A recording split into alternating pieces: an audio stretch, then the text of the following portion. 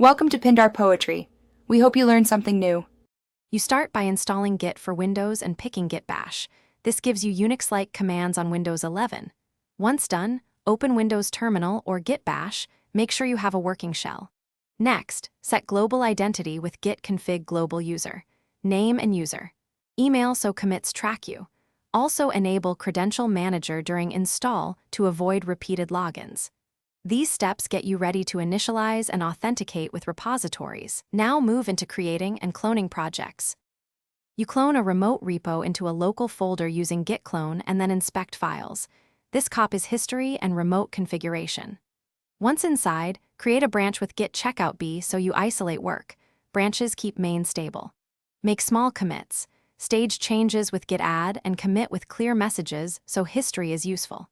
If you need to pull updates, run git fetch then git merge or use git pull to combine fetch and merge. These practices avoid conflicts and preserve a clean history. You finalize work by pushing your branch to origin with git push u origin branch so remotes track your branch. This makes it visible for a pull request.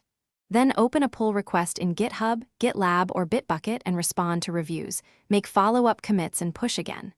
If merge conflicts happen, fetch remote changes and rebase or merge locally, resolve conflicts, stage fixes, and commit. As a troubleshooting tip, if authentication fails, rerun the installer to enable the Credential Manager or Thanks for watching. Consider subscribing if we helped you.